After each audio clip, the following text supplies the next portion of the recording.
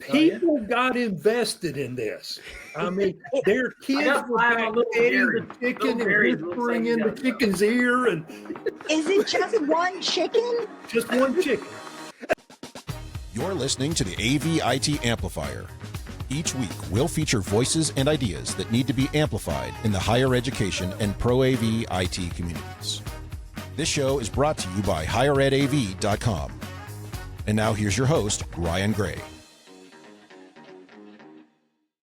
Well, hello, ladies and gentlemen. Thank you for tuning in again to the AVIT Amplifier. As always, my name is Ryan Gray, and I am your host, and it's a very special day today, as we've got, I really kind of don't know what's going to happen. We are celebrating the 100th episode of this show, which I cannot believe is actually the case, but I will mention, when I first set out to do it, you'll notice the episodes, if anybody notices, are labeled 001 from the beginning, because anyone who works in technology or any other place knows that leading zeros are a big deal when trying to keep things sorted. And so the intention was always there would be at least 100, but definitely not more than 1,000 episodes of this show. Hence the three number thing. So I'm hoping we have a great show in store for you today. What I did was basically throw out a giant invite to all the previous guests of the first 100 episodes and threw them here into StreamYard and see if anybody shows up. So it is my hope that I am not the only person you hear from today, that other people are going to show up, that other people are going to participate, that we'll be able to talk with some of the awesome guests, because in the long run, doing this show has been mostly about me getting to talk to people on a day in and day out basis and learn from them. And I hope that people who listen and watch have been able to learn and hear from folks also. So that's literally what we're doing today. It might be 10 minutes. It might be long. I have no idea what's going to happen, which is not at all terrifying. Actually, it is kind of fun for someone like me anyway. Oh my gosh, wait a second. I see people. I don't normally record on this platform, so we're going to try and make sure we can see what we do. No. What do we do? Oh yeah, there it is. 1, 2.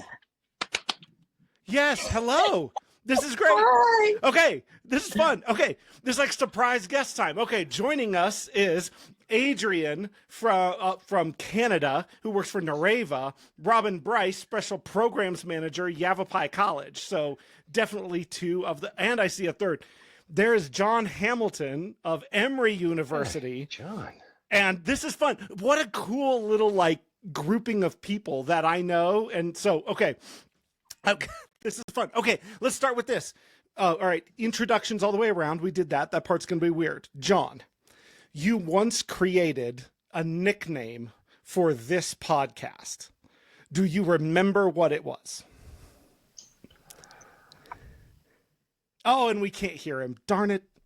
Just like AV technology not to work. I know, it's all right. So, okay, let's start from there. So, all right, then let's go around the horn again while he fixes his thing. Adrian, good to see you. Nice Good shirt. to see you. I have the same one in my closet, or at least one that has the same thing on the front. We got John. Yeah, there we go. Yapa Valley John. bullshit. Say it again. Yapa Valley bullshit. When we were at Enterprise Connect last year, we were talking about it, and that was, yes, it was. That was a few beers in, though. It was. That was fun. And when are you going to invite me on that thing you've got? I'm like, what? What thing I got? The old Yapa Valley Bullshit podcast. So welcome to it, John. Glad to be a part of 100. That is awesome. This is fun. All right. So, okay. And then, again, my ADHD brain is going to go crazy with 6 people to talk to at the same time and go around the thing. So Robyn, thank you for being here. Good to see you. Of course. Nice to see you. How are you doing? I'm doing great. I'm doing good. Yeah, life is good. No thank complaints. you for, all right. Thank you for dropping in. Okay. So, we'll go around the horse. All right. So, Adrian, recent guest on the podcast. So let's go here. Anything now that you really wish you'd said or you wish you hadn't said?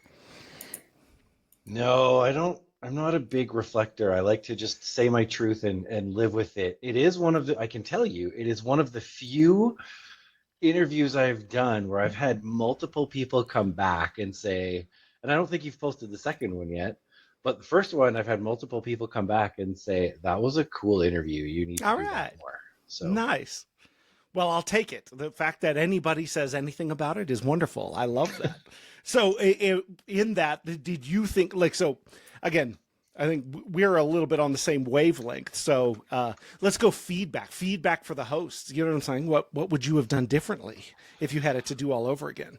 I thought about it for days. I loved the question about whether I thought people were born good or not. I rolled that around in my head, and I answered very quickly, like you remember. But I asked like 10 different people that question just to see what the response would be. I don't have any feedback because I know I could never be a host. I'm more of an answerer than I am a starter of answers. But yeah, I have no feedback other than I had a great time and I would do it again anytime. Sweet. Yeah. Well, thank you for doing it, Robyn. I will throw the same. Actually, Robyn, I don't think has ever said a word of correction or anything negative about any other human being ever in her entire life. So, Robyn, what feedback would you have for the host of the show? Oh, no, I thought it was really fun. I enjoyed the rapid fire questions at the end. I thought that, I mean, obviously we know each other, but it seems like even with the other hosts that you have a good personality and relationship with them. You know the people. It was engaging conversations. You're really good at the podcast thing. You know, I'm a little jealous of your like podcasting skills, and I am like living in your shadow when it comes to that. But you're really good at listening to what people have to say, and then like reflecting on that, summarizing it, and then giving a follow-up question. I'm very impressed with your skills, especially with your self-pronounced ADHD, because I'm all like, as people are talking, my brain starts going like, oh, I wonder what about blah, blah, blah. Like, oh wait, no, come back to the conversation. You are in it. And I think that's great. I think that's the best part about being a part of your show. Well, I really felt listened to. Yeah. Well, there you go. Thank you. And your payment will be coming forthwith. I appreciate you throwing that part in there. Yeah, listening. I can't stand listening back because I do a lot of shortcut things like and you know and da da da da. That when I talk to Molly, when I talk to my wife, she'll have to go, okay, great. I need you to go back. I do not know what you're referring to. You switched tracks before anybody else. So that's where that brain jump comes from. So, okay. Thank you for that, Jon. All right. So Robyn just laid out something that she thought that I listen a lot, that I'm really attentive to people. And and ironically, Jon, friend of the show, hasn't ever been a guest on the show. So one, we're going to have to fix that. And it's mostly because I'm more afraid of what he would say than any other person. Like, I'm always like, that will be so much fun when it happens, but it might be the end of the show altogether if I ever have Jon Hamilton on as a guest. So, in your experience, would you say that you consider me someone who listens carefully and takes care of people? You listen carefully, absolutely. What we ran into, and we've already discussed this before, was like, you like to argue. Pick a point and just needle it. You know, it's like if you don't agree with somebody, you just needle them until they either just shut up or go ahead. And so, that's fun.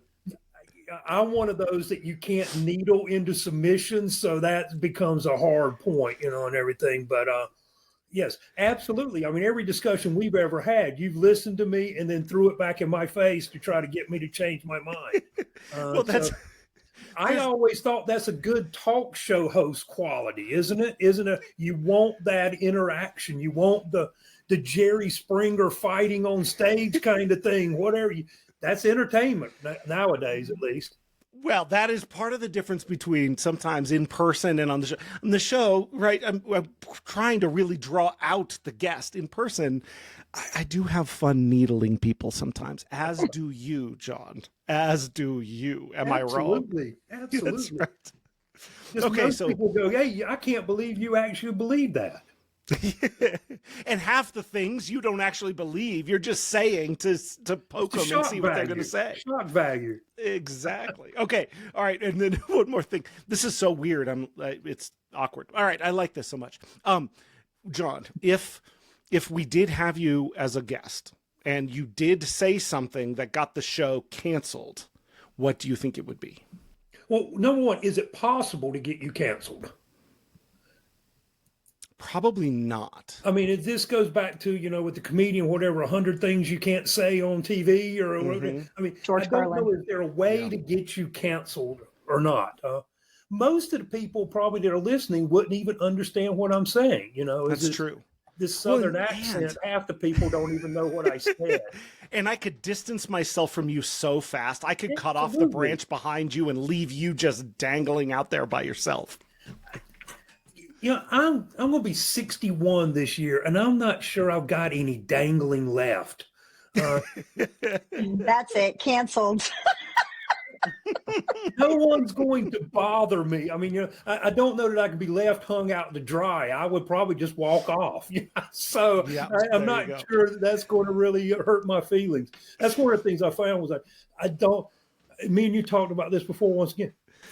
I don't give enough people in my life enough power to hurt me. So there's only like 3 people in the world that could hurt my feelings.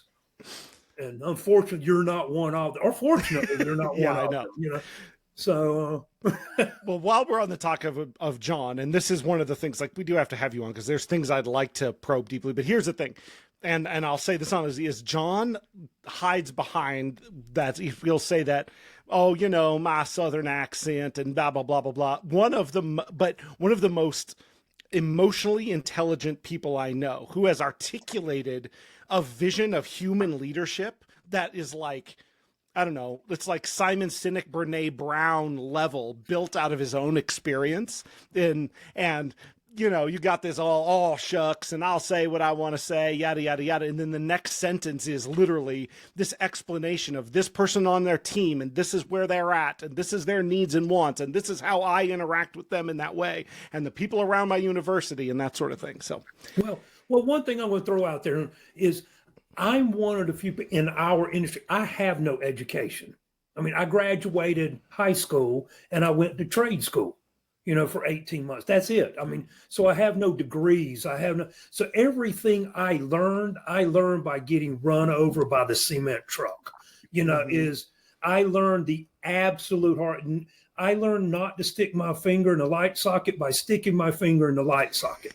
Exactly. And like the 4th time, I finally went, crap, that's going to happen again.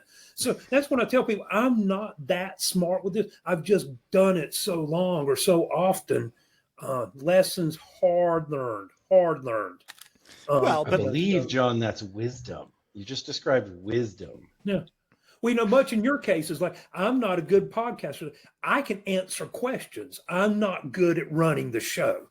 I do much better in that environment of answering the question rather than otherwise. Well, then, Adrian, I love that. That is, the difference between knowledge and wisdom, and people have talked about that. So you're on that train of like, wisdom comes from real world examples. Knowledge comes from some other place. Yeah. Knowledge comes from reading and learning. You end up hurting a lot of people's feelings, or you hurt your career or stuff like this. Sometimes you look back on it, you're like, I could have handled that a lot better 20 years ago, but I'm sorry I didn't. And, sometimes you do look back and reflect that if you would have known something, or you'd have, been able to teach that, it's just, you might not have been in such a bad situation, with people. So that's the one disappointing thing about, like I said, there's a lot of casualties that come with that learning. So this is actually making me, and I'm going to write it down because I'm always looking for questions I hear or thoughts to put at people to open up some line of thinking that's interesting. And what is the difference between knowledge and wisdom is actually kind of an interesting, an interesting thing to go in there. So let's go. Adrian, Robyn, what is the difference between knowledge and wisdom? So I think for me, the difference is lots of people can gain the knowledge, but you only gain the ability to apply that knowledge correctly through wisdom, right? So, not everyone figures that out. Some people never figure it out, right? I will never call a tomato a vegetable, ever. or a fruit, I should say. I will always call it a vegetable. I am happy being wrong. I will never become wise in that way. But there's other stuff where I can, figure it out. I mean, I watched a bunch of YouTube videos on how to use a 3D printer, and then I started using one and I got better at it. That's wisdom, experience, I guess, are getting blended there, but that's how I see it. Well, let me ask a question on that with Adrian. Just the guy who said he's not good at asking questions all of a sudden jumps in the question. Go ahead, John. Go ahead. You've inspired him. Desire, is you talk about the tomato, you don't care whether it's a fruit or not. The 3D printer, you really wanted to know how to do it, so you put the time and effort in on the aspects. So maybe the knowledge and stuff go from wisdom to knowledge is, picking your priorities as well. That's fair. I would hazard a guess that everyone who is great at something is extremely passionate about that same thing. I don't think there's anybody who's great at something that they hate. Did you see all of us go like, interesting statements. I wonder if I believe that or not. Right? Good thing my wife's not listening to this, because she might say I hate our marriage, but I love her, kind of thing. Oh, so how do you fall into that category? Zing! That's what I'm saying. That's what we need. It's like, personal advice column from John, I think, is what we need right there. That's pretty good. Okay, it's going to start with alcohol, and then it's going to go from there. End badly. We haven't hung out in long enough, John. All right, we got to figure that out. Okay, Robyn, what is the difference between knowledge and wisdom? Well, I mean, I feel like that kid in the class is going to be like, oh yeah, what everybody else said. But no, true. I mean, I think knowledge is you can book learn and you can be nerdy, but the guy that just sits behind the desk or sits in his office or sits in that safe space, whatever that is, and never really applies that or takes the risks and makes those mistakes and learns from that experience of being out there, I think lacks that wisdom. It is that failing forward, failing sideways, failing backward, all those things that you learn along the way when you actually try the things that you're curious about or that you've learned about, or just life itself, just living life and, not being afraid to put yourself out there. I think that's where wisdom, comes in. You can know all kinds of things, but you got to use it. You got to use it to be wise, I think. It's down that same road that Adrian said, right? Like wisdom is applied knowledge is kind of like trademark right here. You know what I'm saying? Like you could teach biology and then applied biology. That's awesome. Yeah. I love it. Okay, hold on. Stand by. You ready? This. You have no idea how much fun this is for me. All right. Evan Gray is my younger brother coming to us from Overland Park. He works at the University of Arizona Global Campus, UAGC, above. Adrian works for Nareva, which is used to be an IT company, now an audio company. He's in Canada. Jon Hamilton, Emory University in Atlanta. Robyn Bryce, Special Programs Manager, Yavapai College. And if anybody's like a Seinfeld fan, there's a whole thing about, I can't remember, Relationship George and Independent George. And if the Georges ever, they'll cancel. I can't remember the line. But this is so much fun because it's like George divided against himself. Cannot stand. So this is what we've got going on. What's up? How you doing, buddy? What's up? I'm just cooking dinner. I looked at my phone. I said, oh, the podcast is on. I gotta join it. All right. It's kind of like the Seinfeld where he's got the old Merv Griffin show. Like, hey, come on in. You're the next guest. Yeah. Actually, I saw a clip of that the other day. I was tempted to just okay, we're taking a break now. Yeah. All right, we're back. Thank you, everybody, for tuning in to. All right, this is fun. All right, so Evan, one of the things, so when Evan was on, one of the things we talked about a ton was mentorship. And I'm telling you, if you want to see a distilled version of me, but kind of organized, thought out with more wisdom than whatever, listen to the episodes with Evan talk about relationship building and that sort of thing in higher education. So everyone here in one way or the other is involved in higher ed, and it's a kind of a weird time in higher education. So can you, Evan, solve all the problems for us today? Absolutely. And as you're thinking and looking at students' experience every day and with the level of volatility going on, what should we be doing? Well, we're probably like all of you, and no matter what realm you're in, and even just the meeting today, we had a student success meeting today. The North Star is student success and can control what you can control, and that which you can't, don't dwell on it. And so it was all about student experience. What can we do in our realm? How can we rethink our own student experience in the various places they go? And, you know, that's the best that we can do is this. We still have students. We still have responsibility. And that's what we do. We go and do the best we can for them. So I don't think that solves all the problems. There's a lot going on. There's people that are paid to solve those problems. But we have students that need us like today, right now. You know, so that's it. Keep student success at the forefront. And at least that's what we're doing and kind of leaning in on.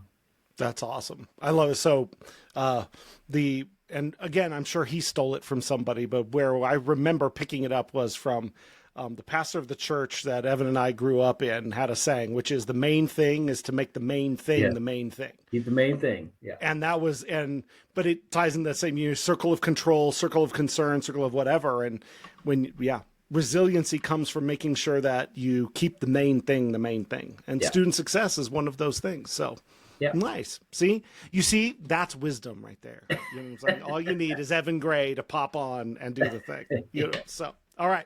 So if the main thing is to make the main thing for everybody else, what are you doing right now to make sure that you are keeping the main thing in your particular sphere? For me, it's listening.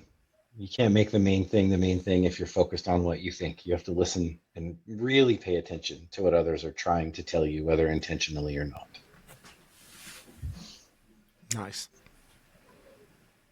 God, I don't even know what my main thing is. I think so many things are my main thing, right? At higher ed, definitely student success. The student is like the number one, but there are so many things that like tie into that, like student success, what makes a student successful. And especially my job being like, you know, innovation leader. That's not my job title, but that's, you know, kind of like what one of the things that like I get to kind of do. So my gosh, every day it seems like the main thing could change or there's a new shiny, right? And maybe that's it. Maybe that's to keep the main thing is I'll go back to a Ryan Grayism, right? I'm sure I stole it from somewhere. Cited correctly. Yeah. Which is the idea, like if everything's a priority, then nothing's a priority, right? Because like the way that I operate, I'm always like, oh, I got to do this, and oh, I got to do this, and oh, I got to do this. But like really taking a look at it is like, okay, really, what is my process here? Let's stop and breathe for a second, Robyn, and let's take this, you know, what order of operations should this follow? And what do you need to think about before you act? Because I'm really good on like, let's do this now, right? Oh, somebody sent me an email. I better address it right now instead of doing the other thing that I'm supposed to be doing. So taking a moment, breathing, and then, you know, recognizing that not everything is the priority. I think that's the way to keep the main thing the main thing. All right. Nice. John? A little bit more self-centered here, I guess. Is main thing's always been with me to do the best I could and to be happy with myself.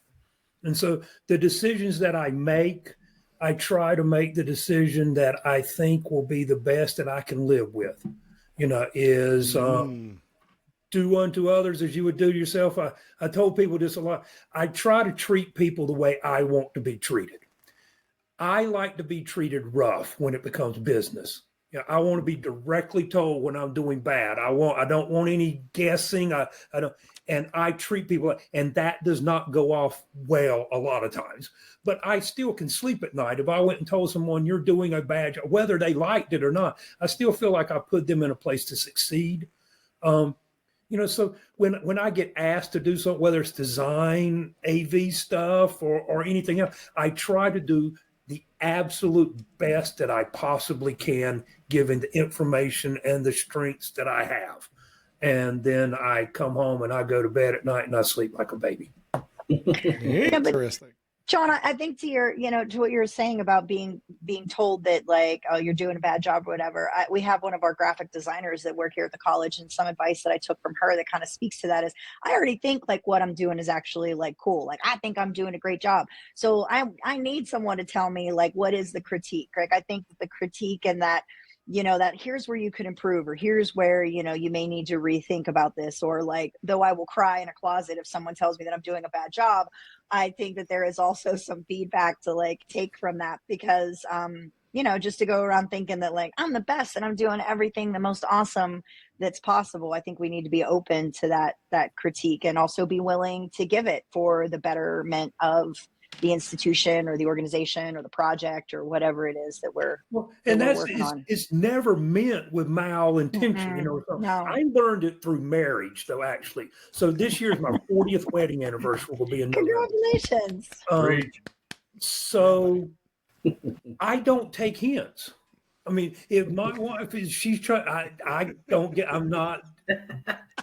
I just can't get it. It doesn't sink in. You're a D on the disc scale. You're the D. Give the direct communication. Cut it out. Let's go. Yeah. Give it to me straight. It came a long way to see you. Give it to me straight. And so I learned that through my wife, and I was like, I can't get the hint. And I'm like, and it drove me crazy. And I'm like, I just started imagining people, if I'm trying to dance around and not hurt their feelings or doing, I feel like I'm doing them more of a disservice than I am a service. Yeah. But once again, that's the way I feel, so I'm way more direct. But like I said, I learned it from my wife. I just couldn't fathom the hint, the cues, just like, you got to tell me what's going on. I need to go back and watch your episode, Bring Up the Wife, and the wisdom you learn. I need to watch that, because I'm on that. We got it. That's 100% we're scheduling, because Jon isn't. I have not done an episode. Oh. Exactly. Exactly. But because at the beginning I said, the reason is I'm convinced that whenever I have Jon on, that will be the end of the show. You know what I'm saying? He will blow it up top to bottom. Well, and the funny thing was, I expected to see like 100 people on here.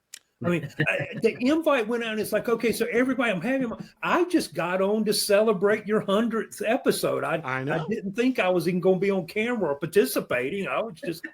I'm trying to be supportive.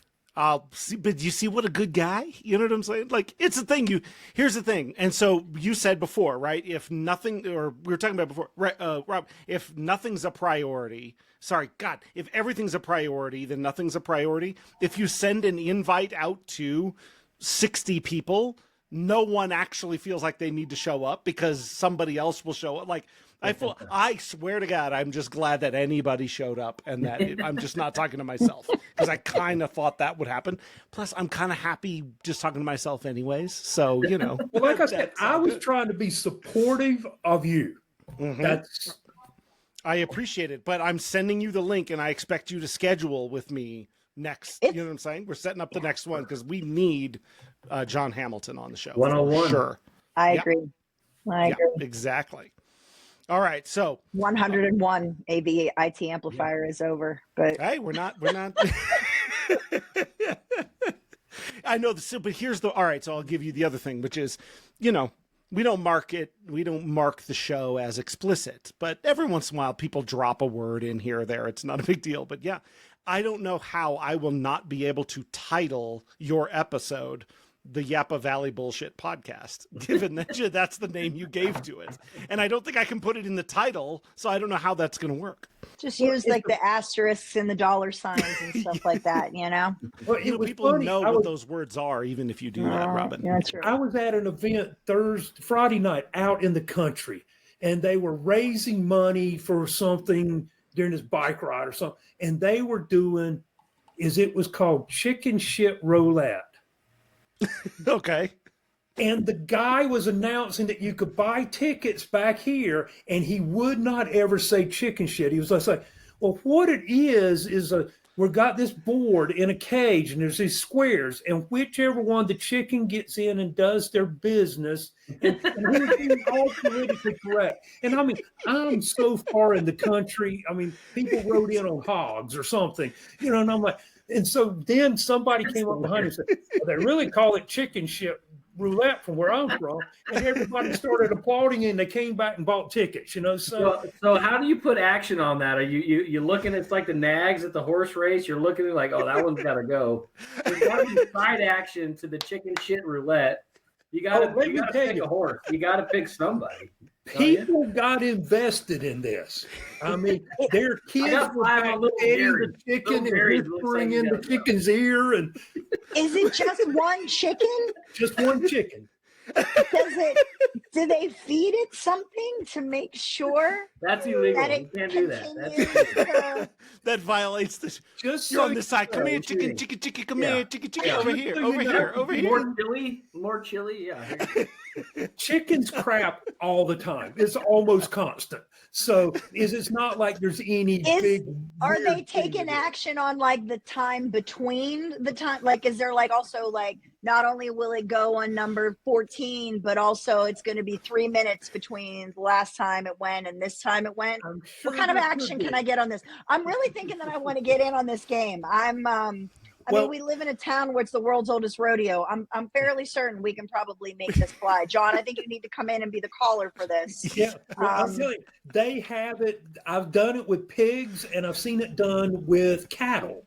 But you have to have a stadium kind of size to do that big. In this chick, they just had a cage around a trailer, and stuff, and they had painted it black and red or black and white and just put numbers on there. And I think there was, I don't know, 30 squares, 35 squares, something like that. And it probably took 2 minutes for it to happen. But I mean, the yelling and the rattling, here, chick, and the people run around trying to call the chicken to one side. Actually, they brought 2 chickens. One of them got loose. And so it's running around through all these people everywhere. And so that's a push. That's a scratch, right? If the chicken gets out of the coop or what happens. It was funny because there was some girl that threw off her flip-flops and chased that chicken down and grabbed it. And I had video of this, and she got a free square. They were like, for catching that chicken, you get a free square. So John, where are you located? I'm in Atlanta. Okay. Yeah. But like in Atlanta, you're like 50 miles outside suburbs of Atlanta. Yeah. You're not in the city. Okay. No. But I'm from rural North Carolina originally. Say rural again. Say it again. Rural North Carolina. Yeah. So, John, we've talked a little bit about it, but you got to know our dad's family's from a rural Arkansas. Rural. So everything you're talking about is right, like, Oh, absolutely. Yeah. Yeah. The older I get, the more some of that stuff's going out of style. You don't find as much. I mean, there's not the little farmers anymore. They're all big farmers. It's like the AV industry. There used to be a lot of mom and pops, and now they're just giants everywhere. So a lot of that lifestyle's gone. The town I'm from even had a local little school system, and now it's part of the county school system, and it's so it's lost a lot of that. I don't know. I called it boring, and now it's charm, I guess. At 15, it was the most boring place ever. Yeah, now at this age, you want to go back there, and doesn't exist anymore. Exactly. Can never go home. There's worse visions than sitting out on the porch in Pangburn with a sweet tea and just sitting there and chilling. You know what I'm saying? Like, yeah, when we were young, so in Arkansas, you would go, and on Sundays you go around to all the relatives' house and you go visiting, right? So that's when you go, and so when we would take vacations back there on Sunday, and if you're, say, between the ages of, let's say, 8 and 12 or 10 and whatever the ages we were, that was the mind-blowingly boring. But now it's now we do podcasts to do that exact same thing. Right, we're doing it right now. Sounds well. Most of the people I went to go see, I wish I could go see now. Yeah, my grandparents, aunts, and uncles. when you get to certain age, they're not around anymore. So I mean, you can't even go visit these people anymore. So now you're like, I don't know. Yeah, you start thinking back when you get older. RG, I got to run. I got chicken Alfredo going. Yeah.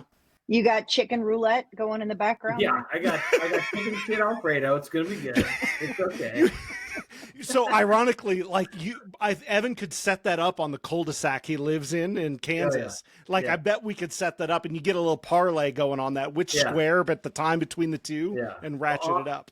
On that note, yes, the Houston Cougars are a team of destiny. Yes, Natty's tonight. Yep, Houston all the way. You heard it here first. Okay, so the coach for Houston is from the county I'm from in North Carolina, Robinson County, one of the poorest counties in the country. And this coach for Houston is from that county. Calvin Sampson, love it.